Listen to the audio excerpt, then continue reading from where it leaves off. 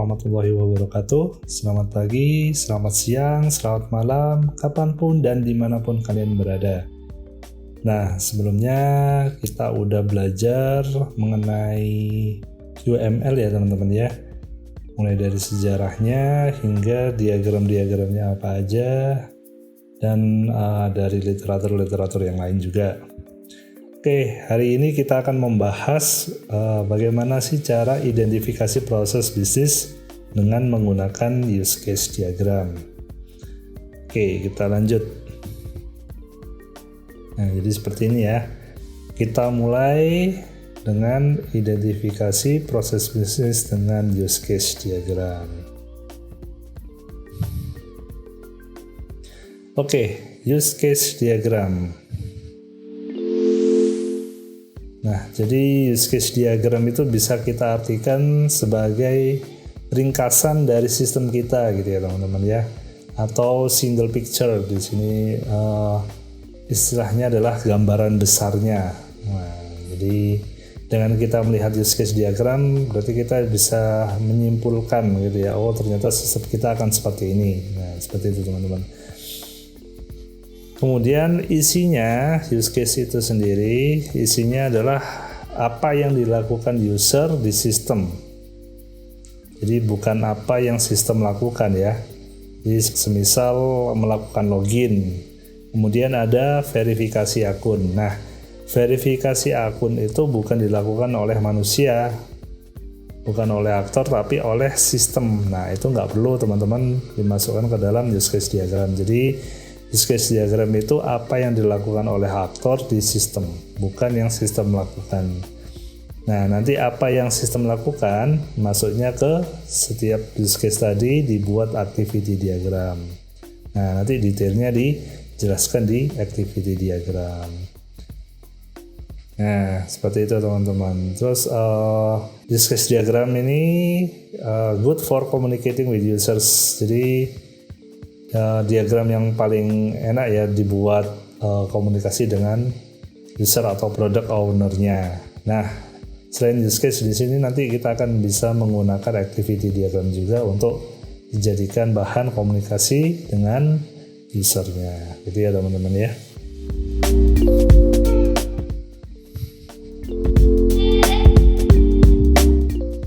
Nah, sekarang kita belajar mengenai sintaksnya. Apa aja sih di use case diagram itu?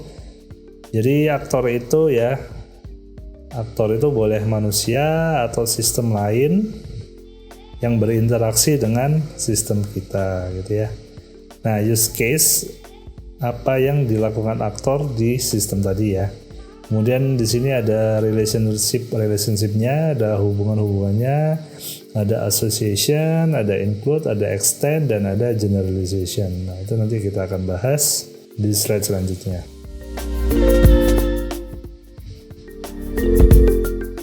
Nah, kita mulai dari use case-nya terlebih dahulu ya teman-teman. Jadi ini istilahnya yang bentuknya oval seperti ini adalah use case ya namanya ya. Jadi use case itu seperti yang dijelaskan tadi, jadi apa yang dilakukan aktor di sistem. Nah, jadi penggunaan kalimatnya menggunakan SPO ya teman-teman. Jadi subject, predikat, objek gitu ya. Misal aktor, misal nasabah mengambil uang gitu ya. Nasabah melakukan login. Nah, seperti itu. Jadi ada subjeknya, ada predikatnya, dan ada objeknya. Jadi harus bisa dibaca seperti itu ya. Nah, itu use case. Kemudian ada boundary. Nah, boundary itu adalah nama sistem kita atau nama scope dari sistem kita gitu ya teman-teman. Nah, kemudian di sini ada keterangan actors are outside the scope of the system. Jadi aktornya berada di luar boundary gitu ya.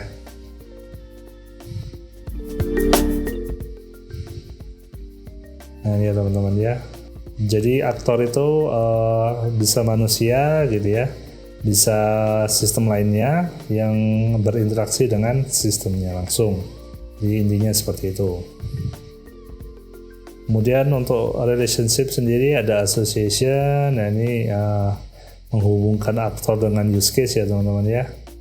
Ini menunjukkan komunikasi dua arah. Nah, kemudian ada include. Nah ini ya. Nah kalau include itu sifatnya wajib ya teman-teman ya. Dan panahnya dari home ke anaknya gitu ya. Jadi dari bapak ke anaknya itu include, sifatnya wajib.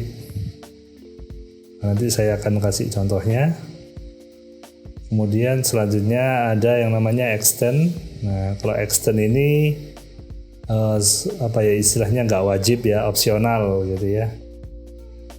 Nah ini anak panahnya dari extended ke bapaknya, jadi dari anaknya ke bapaknya.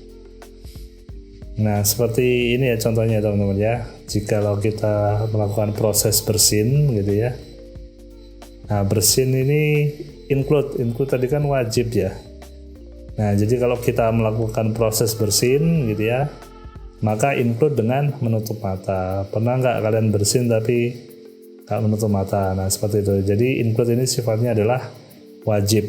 Sedangkan kalau extend, nah menutup mulut dan hidung ini sifatnya adalah relationship-nya adalah extend. Jadi terkadang kita bersin bahkan tanpa menutup mulut dan hidung, tapi boleh juga kita bisa juga melakukan dengan menutup mulut dan menutup hidung kita. Nah seperti itu sih. Jadi bedanya include dan extend seperti itu. Kemudian arah anak panahnya juga sama ya teman-teman ya. Jadi kalau include, jadi ini home-nya gitu ya, proses intinya. Arah panahnya ke anaknya, diikuti dengan ini. Kemudian kalau extend, jadi dari opsionalnya ini tadi menuju ke home-nya, ke bapaknya gitu ya. Nah seperti itu contohnya teman-teman, gampangannya gitu ya, mengenai include dan extend relationship. Nah sedangkan yang generalisasi gitu ya, jadi hubungan bapak ke anak. Jadi kayak contoh ini ya, make appointment itu bisa terbagi menjadi old appointment, make new appointment. Jadi cabangnya gitu ya teman-teman ya. Jadi arrow points from specialized to general use case. Nah seperti apa sih maksudnya? Oke, kita lihat contohnya aja ya teman-teman ya. Nah ini ada use case diagram tentang sistem janjian gitu ya, appointment. Jadi di sini kita lihat pasien bisa membuat appointment. Nah di sini ya teman-teman. Jadi di sini SPO gitu ya, pasien membuat appointment. Nah, subjek, predikat, objek. Kemudian bagian manajemen memproduksi schedule gitu ya, memproduksi informasi jadwalnya gitu. Kemudian dokternya mencatat ketersediaannya, bisanya kapan prakteknya. Nah seperti ini. Nah ini teman-teman ya, jadi ini generalisasi patient, new patient seperti ini. Kenapa kok saya perlu membuat new patient seperti ini? Nah ini bisa selanjutnya. Nah karena ternyata, nah ini ya contohnya generalisasi seperti ini ya teman-teman ya. Jadi dari specialized, jadi dari khusus gitu ya, ada pasien baru, ada pasien lama, menuju ke general. Nah jadi mau baru mau lama, generalisasinya adalah dia adalah tetap seorang pasien. Nah kenapa kok harus dibedakan seperti ini? Ternyata kalau kita lihat dari use case diagramnya, pasien baru itu harus ini ya, ketika ingin membuat appointment gitu, dia harus membuat create new patient ini pakai bahasa Indonesia. Kita lihat yang pakai bahasa Indonesia aja biar nggak bingung. Nah ini ya teman-teman ya. Jadi pasien ini punya dua anak gitu ya, yang generalisasi tadi, ada pasien baru dan pasien lama.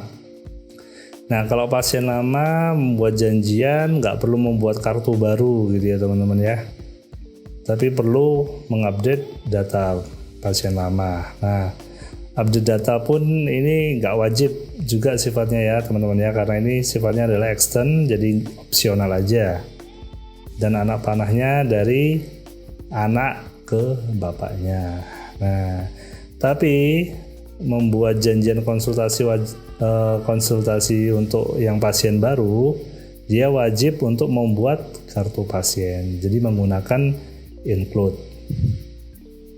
Nah, dua janjian ini ya, janjian konsultasi untuk pasien lama dan janjian konsultasi untuk pasien baru ini adalah generalisasi dari membuat janjian konsultasi. Nah, seperti ya contohnya relationship-nya ya teman-teman ya.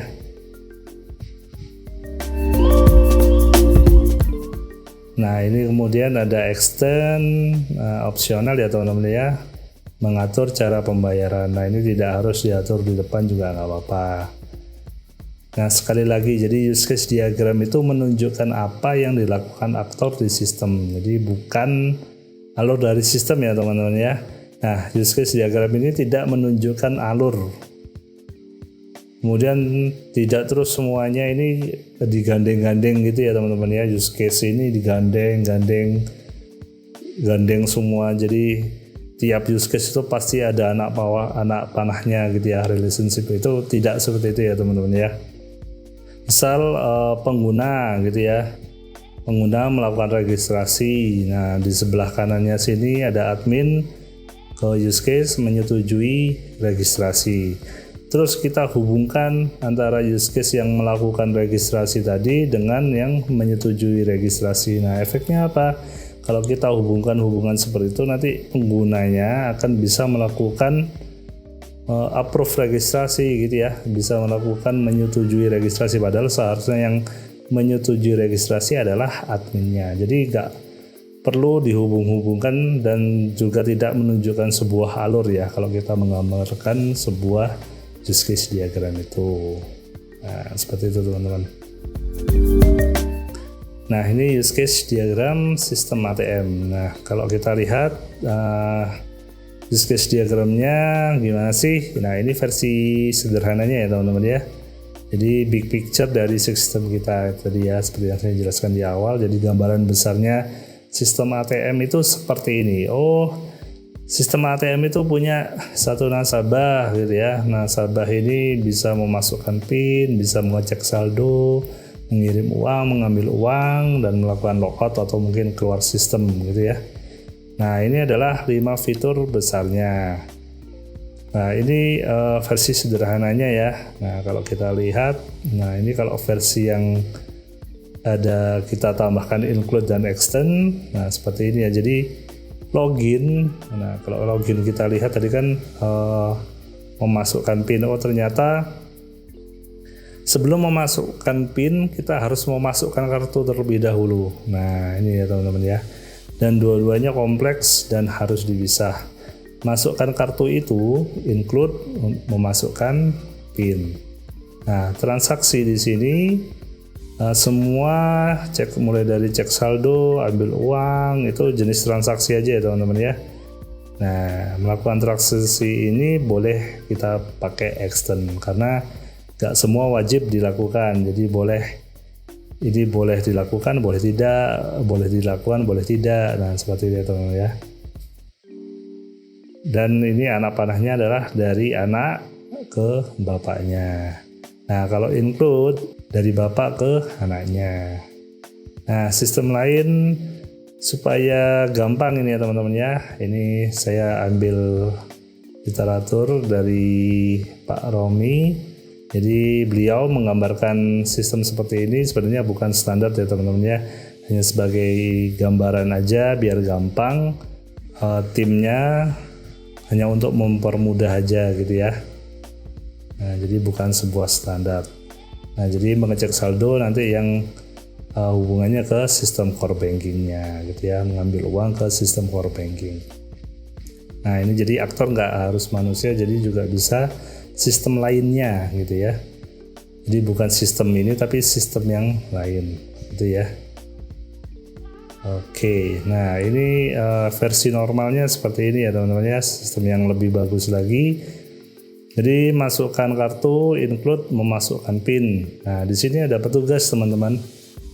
Nah, petugas ini juga bisa memasukkan kartu, gitu ya.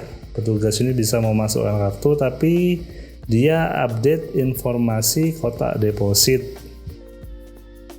Nah, ini hati-hati ya teman-teman. Jadi petugas itu tugasnya adalah ganti box uang ya. Jadi petugasnya datang naik mobil hitam gitu ya, ditemani sama polisi, terus dia ganti box uang. Nah, tapi di sini kok tidak disebutkan ya mengganti box uang gitu ya di use case-nya.